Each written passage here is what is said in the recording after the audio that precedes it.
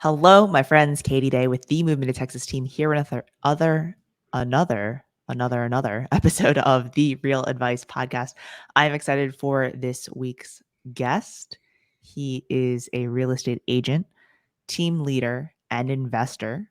He is the team leader of the Streamlined Properties on Market Group in New Jersey. He is a real estate coach. He is a podcaster. So I'm excited to put him in the hot seat today because he recently put me in the hot seat and I'm just ready to throw it all back on him. Please join me in welcoming Jonathan Greene. What's going on, man? How are you?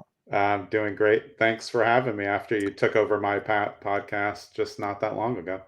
Well, so people have no idea what you're talking about right now, but we'll just skip over that. Let's dig into the meat You of got it. who are you? How did you get into real estate? Well, I was involved in real estate my whole life. I grew up with my dad, who was a lawyer as I was a lawyer, but he was really a real estate investor. He never really Okay. made any money as a lawyer. So I would go visit him on the weekends. I grew up in Brooklyn, and I would go out to Westchester, and all we would do is go to yard sales and look at houses Okay. like constantly. So I was the 5-year-old who was climbing through the windows of foreclosure properties because we would go to the courthouse, get the list. This is like Yeah. old school, and my dad bought hundreds and hundreds of properties, just anything. He just was a very savvy investor before, the internet, before the investor boom. Yeah. And he was putting a lot of properties like in mine and my sister's names at early times. So we really owners of real estate when we were, much below 18. And then, I grew my own investment portal and business all through those years. And then about 10 years ago, I said to my sister, I think I'm gonna get my real estate license. And she's like, oh my God, why didn't you do this so long ago? We Yeah. could have saved so much money. How I was much like, how much money could you have saved over the years? yeah, a lot, a lot. But I did find that getting into the business with a background helped me a lot. I kind of knew the lingo, I understood investments, and it helped me do a lot of business my first year without, really, having the experience on the agent side. And so for the most part, we're doing flips, or do you also have like investment properties that you've bought and held on to?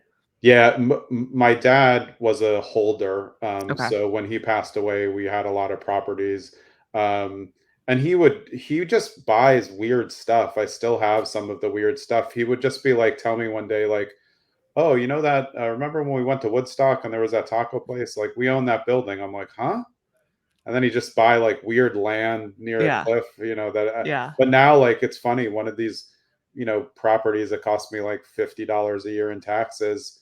Now it's looking pretty good up near the Catskills to turn into, like, it's 5 acres. So I'll probably turn it into like a 3 Airbnbs, or one for myself, one for a friend, something like that. Yeah. Um, but I learned a lot about just real estate, the Mhm. real part of real estate that I think a lot of agents don't know, like Yeah. actually houses, land, you know, what you can do to maximize the land. So I definitely was ahead when I came into the game as an agent.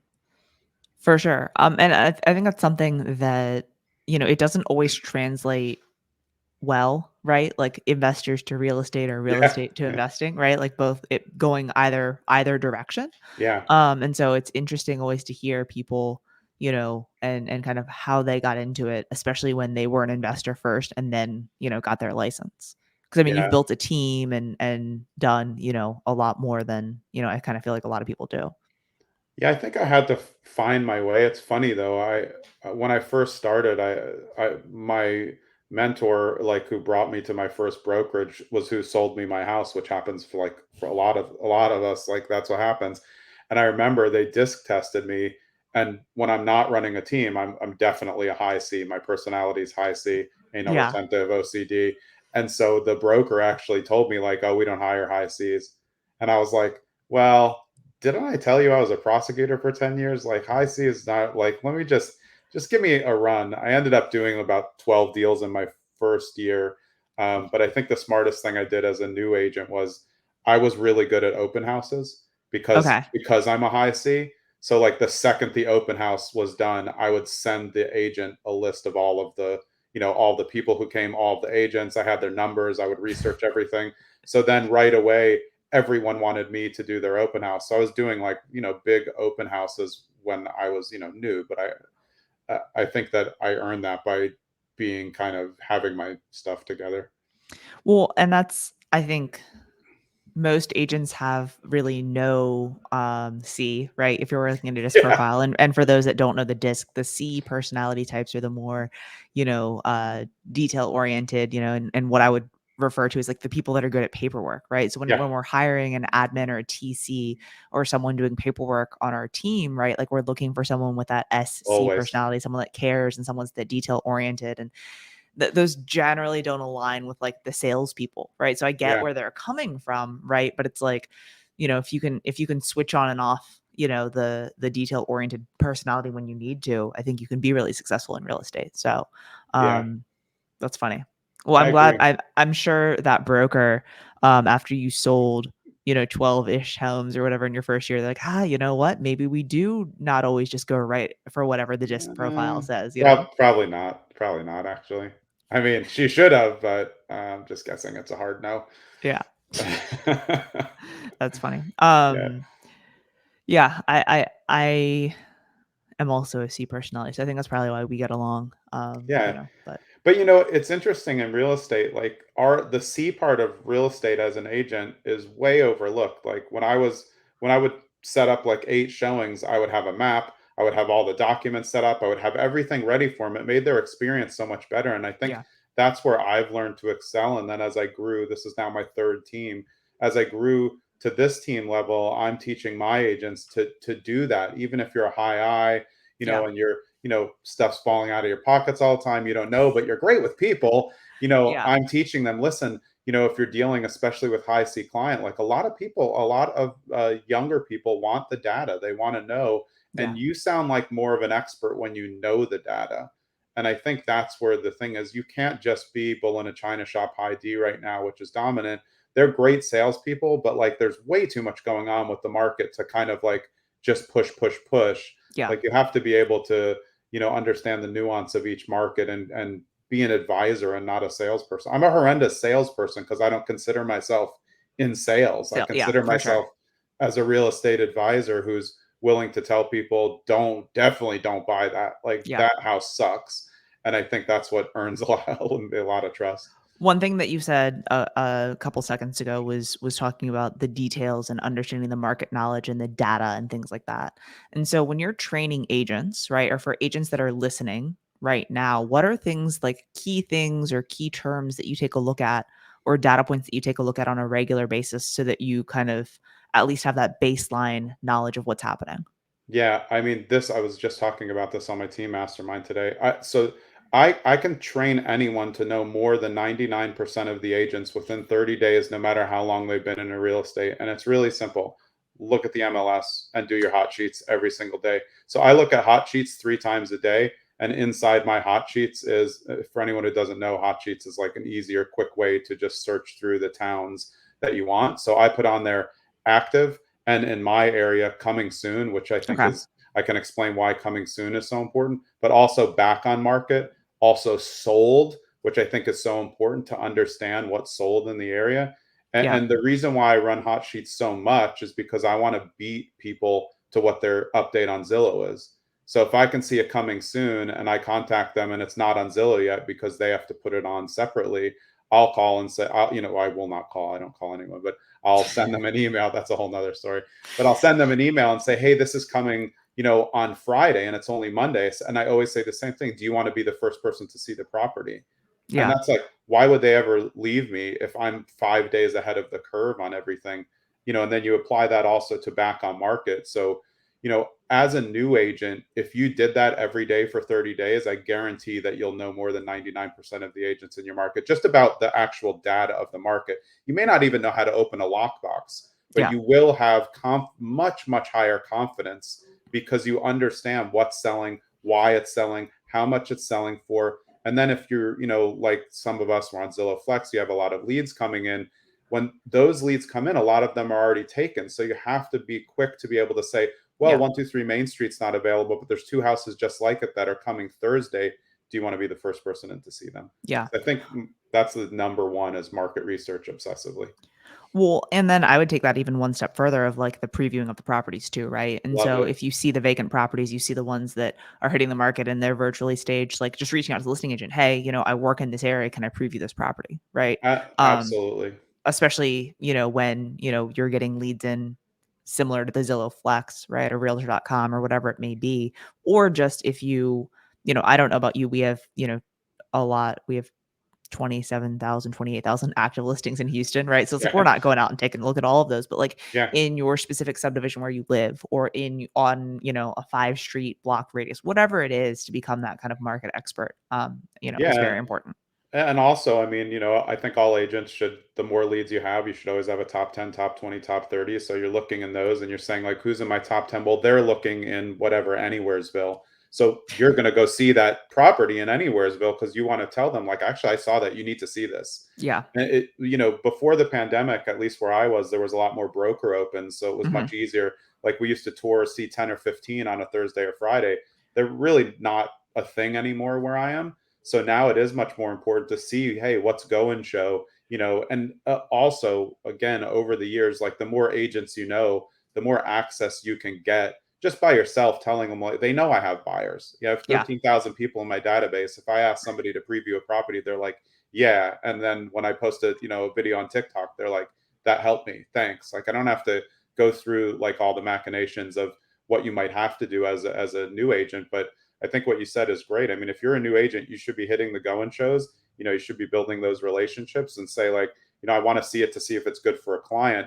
If Yeah. it's vacant and nobody's there, I don't think that's an obstruction. Yeah. Just don't do that on occupied properties. Yeah. No, don't go preview homes where you're making people clean and get the hell out of the Yeah. house. And then it's just Um, you and you have no transactions and no Yeah, buyers. yeah, That's yeah, not yeah. good. That's what we call a dick move. But Yeah, exactly. one thing that you mentioned earlier was the 10, top 20, top 30. Can you explain that a little bit more in depth? Yeah, absolutely. So, as you grow as a real estate agent, you should be using a CRM, which will keep all of your data collected. Obviously, us high Cs are like obsessed with them. But so, what I do personally, mine actually goes up to a top 100. For Oh, mine, my agents can go to top 50 and then they're kind of cut off after that. But so the process is you're going to create a tag inside your CRM for top 10, and you're going to make sure that's always at 10. So when I'm going through my weekly sending of properties, which I always send on Wednesday because it's just a good hedge. I send properties every day, but Wednesday's the day and make sure I'm hitting everybody with mhm. something or a text or a hello. Um, and so I'm looking through. So I always start with my top 10, seeing if there's 10. If there's 11, I need to move someone out. If there's 9, I need to move someone in. And I go through that all the time. Like, say I'm in my top 10, I show a property to someone in my top 10 and then they say, what, we're really like 3 months out, but like this is helpful. I still like them, but I'm going to move them to top 20, move somebody up to top 10 who's 0 to Yeah. 3 months. And then one other thing about the tops, which go 10, 20, 30, 40, 50, is if you don't manage them, they'll get out of control soon. Mhm. But the way that I tell my agents to do it, and I think is conceivably good advice, we'll see what you think, is top 10 is not always your most likely to convert soon. The top 10 can be the people that you like the most. So I have some people in my top 10 who are like, I deal with a lot of investor clients. So they're never going out of my top 10 because they're always likely to buy something. And then there's people who are maybe 7 months out, but like I really like them. So I put them higher. So I make sure that I contact them more. Because if you're ever running short on time, say you had a really busy week, you only have like, your hour block for CRM turns into 20 minutes. You just start with the top 10 because that's Yeah. why they're in your top 10. If you miss the top 40, like, okay, at least you hit your main contenders because you never want to lose the people that you feel are your best clients. Well, and so we have it like ABC, right, as far as Yeah, the yeah, tiers, right? And there's yeah, plenty of, gold, silver, bronze, like there's plenty of different, verbiage, right, around yeah, it, but having some sort of differentiation and not just here are all of my leads, right? Here are the ones you need to focus on. Here are the next kind of round of people, and then here's the less engaged people or the yeah, little bit further out.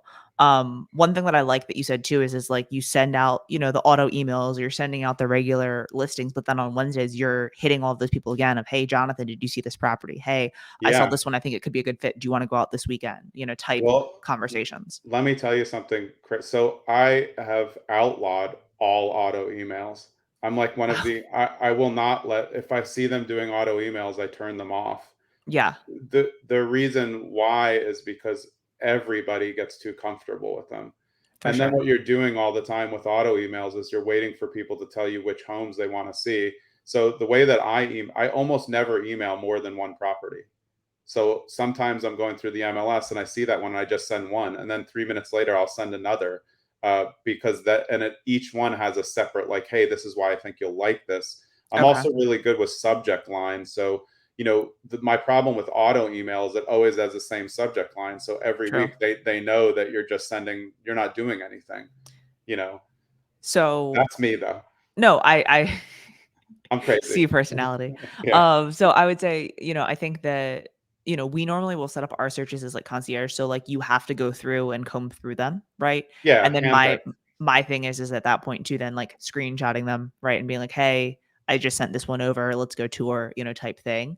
But I get where you're going with the auto emails. We just may have slightly different views on that.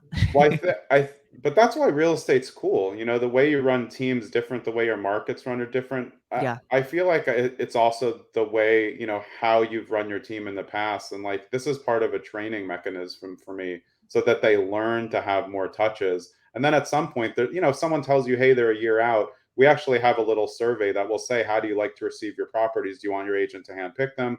Or would you like to have a daily update? If they ask for the daily update, then they've asked for it, but I Yeah. feel like I know agents, Yeah. agents, they become lazy. So the more automation that you give them, the lazier they get, which is why I'm like a hard no on Chat GPT. I don't use it. I've never even looked at it. Um, I know there's use for it, but the way that I'm training my agents is to not use the crutch now. Figure out how good you can be and then use those things to make yourself better, not as a way to pass off your job to the client. Well, and I think with AI, one of the things that I've utilized it for is like a starting point or jumping off point for Yeah, things, right? So if I exactly. need an outline for something or I need like, hey, what are the top 15 whatevers, right? Then like that at least gives me an outline of like, oh, I well, I like agree. these 7 things and let me Yeah, and expand then you on edit that. it. Yeah. Yeah, Yeah, yeah, yeah. But it's yeah, definitely you can tell when things have been written by AI because it's like, Jonathan, thank you so much for attending the podcast. It was wonderful to hear your thoughts. I know. But Type response. like us with more experience can use it in the best way, but like I just know what I'm dealing with in general with most agents that if you give them something that's going to quote make it easier, they're going to take the easiest route Yeah. to that, and then it's going to become, like I said, I think like 90% of agents in the country just wait for people to tell them what properties they want to see, and that gives you no value. You're not telling them, hey, have you checked out this neighborhood? If they tell you like 3 bed 2 bath in one town and you just put them on an auto, one could and it's within a price point, people price differently. One could be a dump, one could be new, one could be underpriced in my market by 100K. So you're not really helping them by just letting them surf through.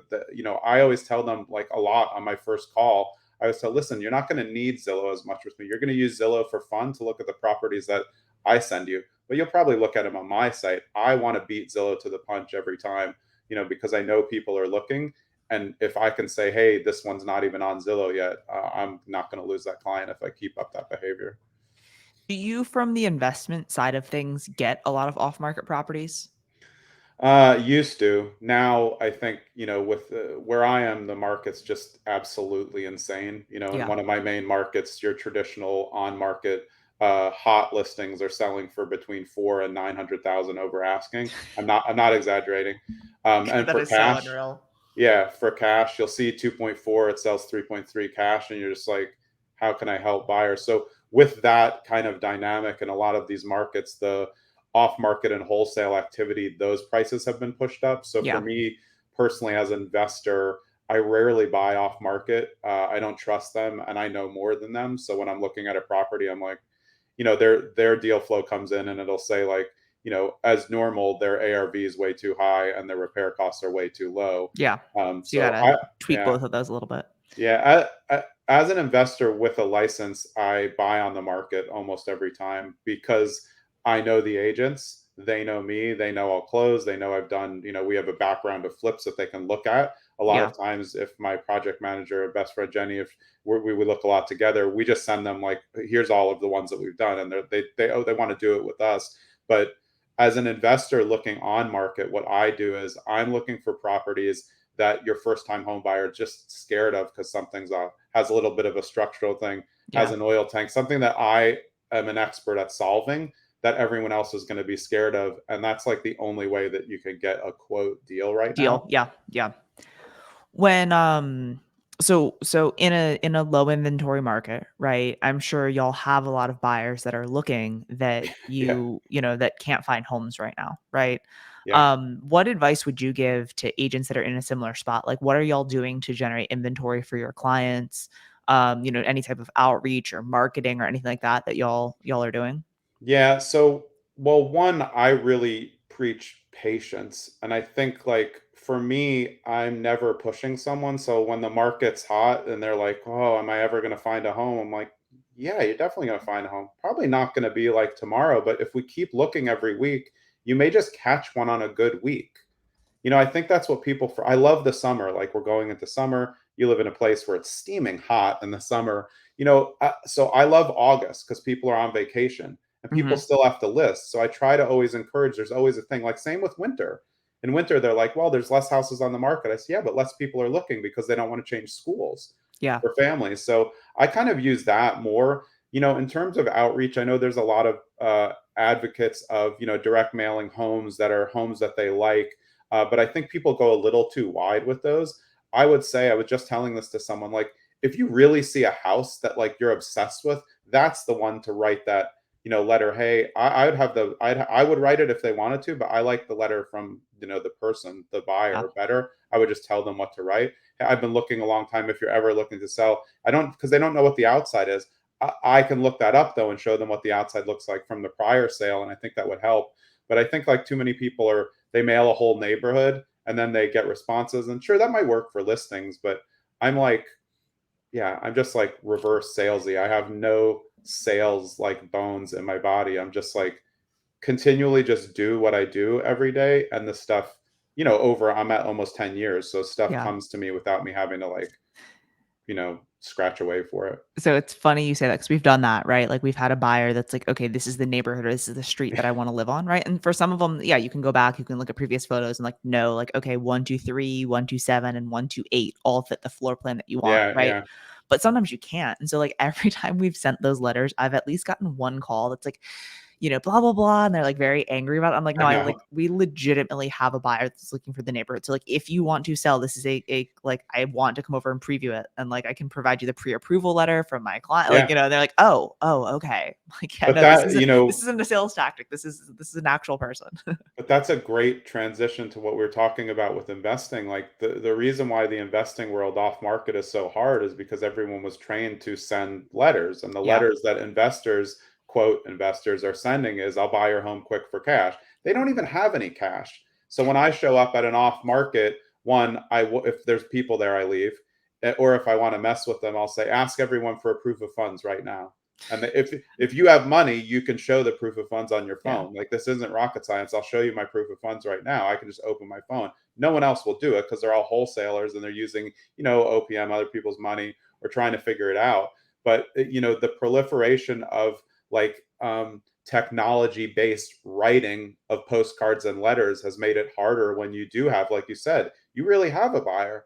It's like Yeah. when you call a FISBO and you're like, I really have a buyer. Are you cooperating with buyers agents? They're like, oh, you're going to come try to get the listing. I'm like, I You're like, don't I don't want want the FISBO listing. listing. You're telling me you're annoying.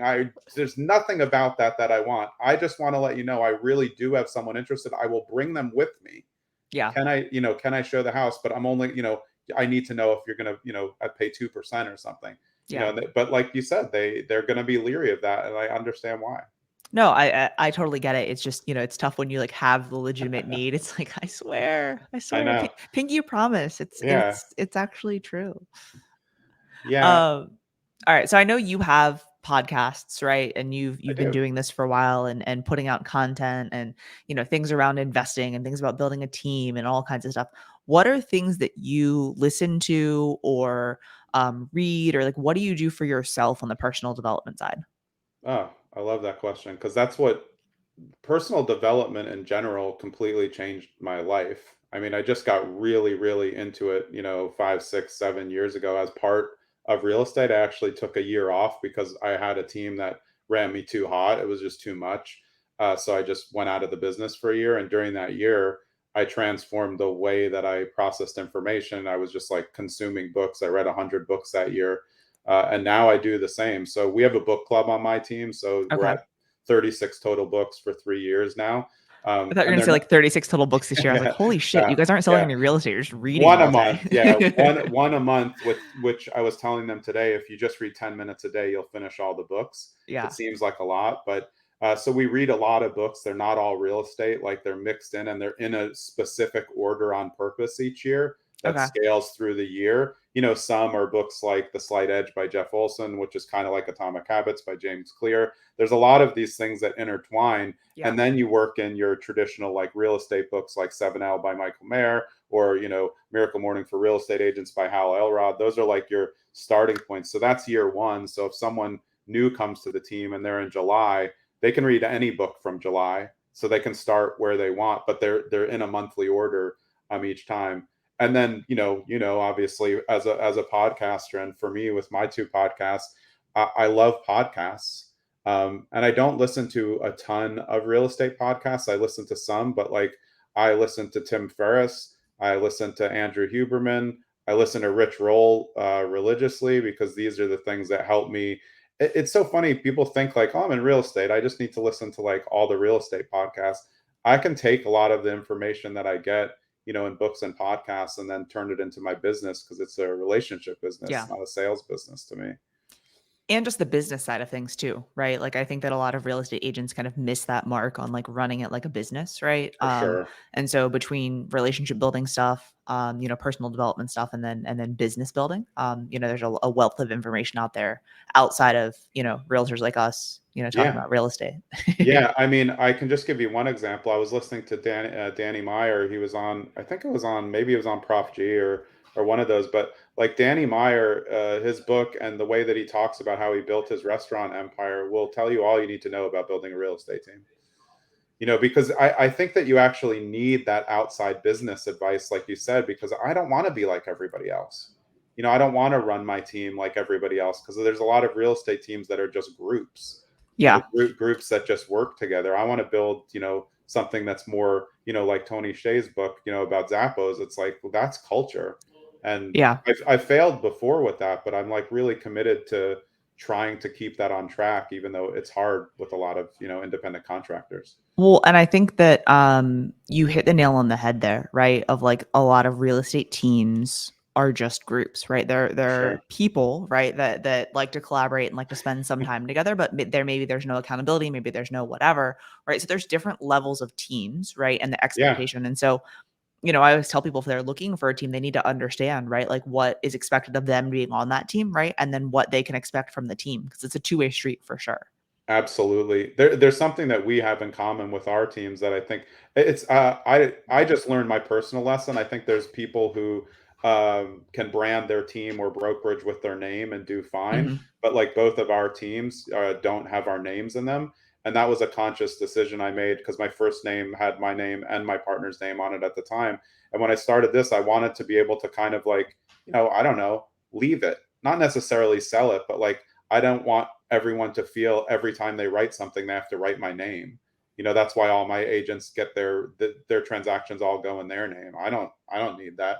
We've been on Real Trends twice, and it's not because I put everything in my name. You can calculate it with your agents. That's why you have teams. So we did those things, and I think like that's just a personal thing for me that makes me feel better, as if it's like not all about me. Yeah. And I try to now. I think it's much easier for me also, like when I'm talking and I say my team name, it's much easier to say it, and I don't feel like I'm like puffing myself up. I'm still like I'm talking about everybody. Yeah. When I repeatedly said my name with my other team, it was like, well, that's just it seems like it's all about me. It is the Jonathan Greene show. We Yeah, know it. I'm just yeah, exactly. I'm changing both my podcasts to just my name now. kidding. Mallory's gonna be like, what the hell am I doing Yeah, here? she's like, this sucks.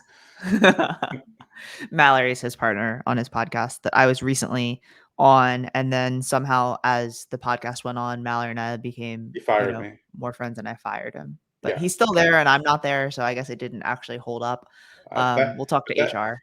that's a good episode to watch, so you should go back and listen to that episode or watch the 10-minute clip on my YouTube. But that's The Art of Agency, a launchpad for realtors, and then my investing podcast, which has gone very, very well just because of my background, and I've been on Bigger Pockets twice. That is Zen and the Art of Real Estate Investing. But like it was fun having you on the podcast, and I love talking to my friends because every time you go on, like we're talking about stuff that's totally different than what we talked about on mine. Because Yeah. there's just so much out there that people can benefit from just like non-canned conversations about Yeah. real estate. Yeah. I always have a few questions I ask people, right? Like I always like to know what people are reading, what people are listening Yeah. to, and like stuff Yeah, like yeah. that. But like everyone has such different expertise, right? And so that's Yeah. what's always interesting about being able to hear different perspectives and things, especially like with different agents from across the country, seeing what's happening, East Coast, West Coast, and everywhere in between. Yeah. All right, I'm gonna hit you with one last question. Okay, I'm ready. All right. If it was your last meal on earth, It's no brainer. what would you be eating? It's Thanksgiving. Yeah, every time. See, I practiced. I know every question because I ask my son like all that question all the time. Yeah. What's your last dessert? I would always. I love sushi. Like that's my number one like I go love to. sushi. Yeah. Like I would design like a platter, but like if it's just the only one, it's always going to be Thanksgiving the way that I want. I think it's nostalgic for me too. Yeah. Like I just like for me, I love Thanksgiving leftovers. So it's just like, yeah, I'm a number one on Thanksgiving. I call it the death row meal. That's what it is. Are you yeah, for sure. Are you turkey, ham, or both? Turkey. Yeah, Turkey? yeah. Okay. My stepmom used to. She was Swedish, so she used to throw out some ham, but it always just sat there as the turkey got destroyed. I love a good honey baked ham. No, I do like it. I think Yeah. that's true. If it's honey baked ham, a couple slices are getting on my plate for But sure. Swedish ham doesn't make the cut. No. Yeah, but okay, here's just a funny story before we hop off though. For high C's and people who are kind of like, OCD-ish like me, I'm just very organized, but like Thanksgiving is also something that we talked about my personal development. I used to not let my food even touch. It's part of how Okay. my Okay. personality is. Like those Yeah. old TV dinners like worked for me because the stuff couldn't go over and touch each other.